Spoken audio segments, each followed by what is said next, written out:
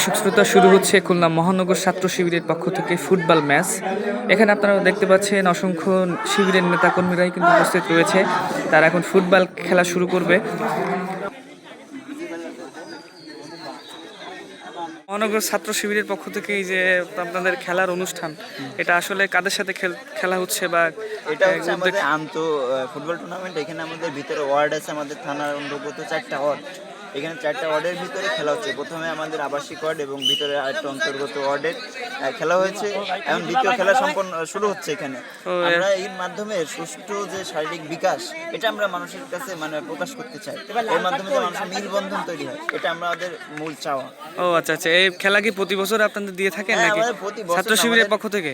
প্রতি মাসে এরকম টুর্নামেন্ট আয়োজন করা হয় দায়িত্বশীলদের পক্ষ থেকে। ও আচ্ছা আচ্ছা, এর প্রাইজ কি বা পুরস্কার কি পরবর্তীতে? এখানে ভালো প্রাইজ মানি থাকে, ট্রফি থাকতে ভালো আকর্ষণীয় এবং তাদের ভালো একটা দিক নির্দেশনা দেওয়া হবে। দর্শক শ্রোতা, এখানে মহানগর